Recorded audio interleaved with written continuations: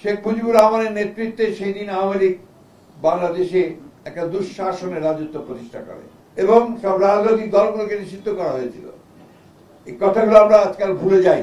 আমরা দেখছি যতই সময় যাচ্ছে ততই বাংলাদেশে একটা অ্যানার্কিক সিচুয়েশন, একটা পুরোপুরি একটা নৈরাজ্য সৃষ্টি করার অপচেষ্টা চলছে।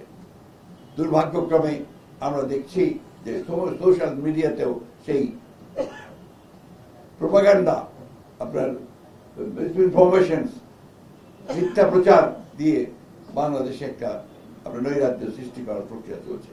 এই দেশের বিরুদ্ধে যে চক্রান্ত করেছিল সেই চক্রান্তকারীরা শহীদ প্রেসিডেন্ট জিয়া রহমানকে গৃহবন্দী করে রেখেছিল। সেই অবস্থা থেকে শহীদ প্রেসিডেন্ট জিয়া রহমানকে মুক্ত করে নিয়ে আসে এদেশের দেশপ্রেমিক সৈনিক এবং জনগণ। তারপরের ইতিহাস হচ্ছে বাংলাদেশের সাফল্যের ইতিহাস। শহীদ প্রেসিডেন্ট জিয়া রহমান এই রাজনৈতিক অঙ্গনের যখন কেন্দ্রবিন্দুতে এসে পৌঁছান এবং তিনি অতি দ্রুত বাংলাদেশের বাইরে যে চেহারা ছিল, সকলে যে বাংলাদেশকে বলতে একটা বটমলেস বাস্কেট, সেই বটমলেস বাস্কেট থেকে তিনি তাকে তুলে নিয়ে এসে সত্যিকার অর্থে একটা সম্ভাবনার একটা দেশ হিসাবে তাকে চিহ্নিত করতে সক্ষম হয় এবং তার আমলেই শুরু হয় সত্যিকার অর্থেই এক ইমার্জিং টাইগার হিসাবে বাংলাদেশের বেরিয়ে আসার সূচনা। শহীদ প্রেসিডেন্ট জিয়া রহমান বাংলাদেশের রাজনৈতিক ইতিহাসে একজন ক্ষণজন্মা পুরুষ।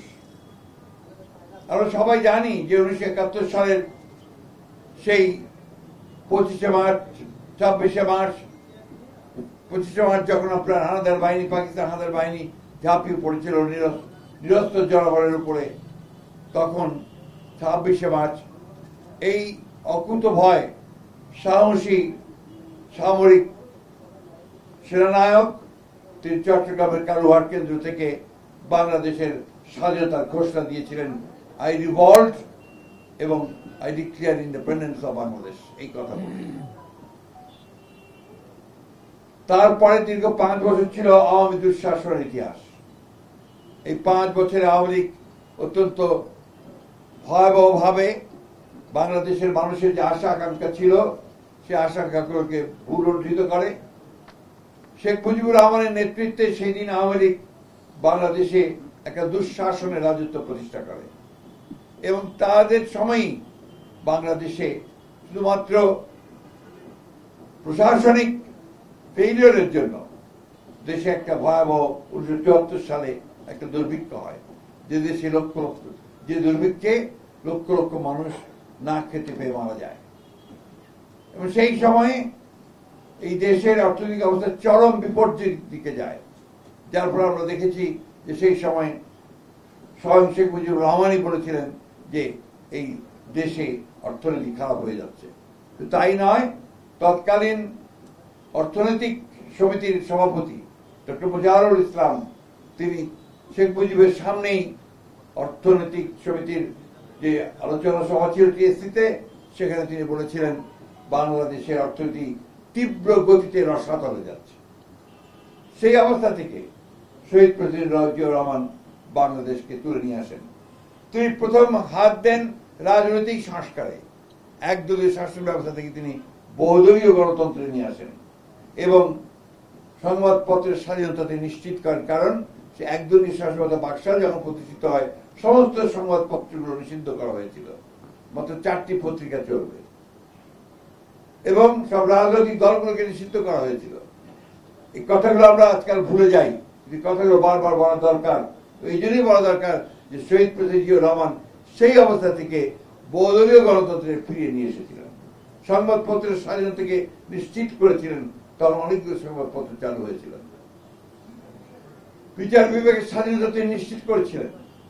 এই যে আপনার সুপ্রিম জুডিশিয়াল কাউন্সিল তিনি গঠন করেছিলেন, যেটা আজকে আবার এতদিন পরে এই আপনার সংস্কারের যে আলোচনা সে আলোচনার মধ্যে এসেছে। আজকে শহীদ প্রেসিডেন্ট জিয়া রহমান ছিলেন সেই ক্ষণজন্মা রাষ্ট্রনায়ক যিনি অর্থনীতিতে ব্যাপক পরিবর্তনের সূচনা করেছিলেন এবং অর্থনীতি একটা গতি সঞ্চার করেছিলেন। আজকে আমাদের যে গার্মেন্টস ইন্ডাস্ট্রি, সেই গার্মেন্টস ইন্ডাস্ট্রির সূচনা হয়েছিল শহীদ প্রেসিডেন্ট জিয়া রহমানের হাত দিয়ে। আজকে আমরা এই যে বিদেশের শ্রমিক আপনার আমাদের যান, তারা কাজ করতে শ্রমিক ভাইয়েরা, অর্থাৎ এই যে আপনার রেমিটেন্স যেটা আমরা পাই, আমাদের প্রায় 1 কোটি মানুষ প্রায় বিদেশে কাজ করেন, এটার সূচনা কিন্তু শহীদ প্রেসিডেন্ট জিয়া রহমানের হাত দিয়ে। নারী শিক্ষা এবং নারীদের ক্ষমতায়ন এই ব্যাপারে জিয়া রহমান সাহেব অগ্রণী ভূমিকা পালন করেছিলেন। শিক্ষা ক্ষেত্রে তিনি একটা অভূতপূর্ব পরিবর্তন নিয়ে এসেছিলেন। শিক্ষায় তখন আপনার একটা রীতিমতো একটা পরিবর্তন সূচিত হয়েছিল। কৃষিতে বিপ্লব সূচনা হয়েছিল আপনার খাল খনন কর্মসূচির মধ্য দিয়ে, উচ্চ ফলনশীল বীজের আমদানি দিয়ে, এবং সার ব্যবস্থাপনাকে তিনি কৃষকদের কাছে গ্রহণযোগ্য করেছিলেন। শিল্পে 3 শিফট কাজ হয়েছিল, শ্রমিকরা তখন 3 শিফটে কাজ করত, শিল্পে আপনার নতুন একটা কর্ম উদ্দীপনা সৃষ্টি হয়েছিল। অর্থাৎ তার সেই শাসন আমলে দেশ একটা কর্মযজ্ঞে নেমে পড়েছিল। দুর্ভাগ্যজনকভাবে শহীদ প্রেসিডেন্ট জিয়া রহমানকে আবার সেই বাংলাদেশের শত্রুরা তারা নির্মমভাবে চট্টগ্রামের সার্কিট হাউসে হত্যা করে, এবং হত্যার মধ্যে দিয়ে আবার সেদিন একটা কালো অধ্যায়ের সূচনা হয়। কিন্তু আমরা বারবার যে কথা বলে এসেছি যে শহীদ প্রেসিডেন্ট জিয়া রহমান যে দর্শন দিয়ে গিয়েছিলেন, বাংলাদেশি জাতীয়তাবাদের যে দর্শন, সেই দর্শন কখনো পরাজিত হতে পারে না, এবং সেই জন্যই বিএনপিও কখনো পরাজিত হয়নি, বারবার জেগে উঠেছে, একেবারে সেই ধ্বংসস্তূপ থেকে ফিনিক্স পাখির মতোই বিএনপি জেগে উঠেছে।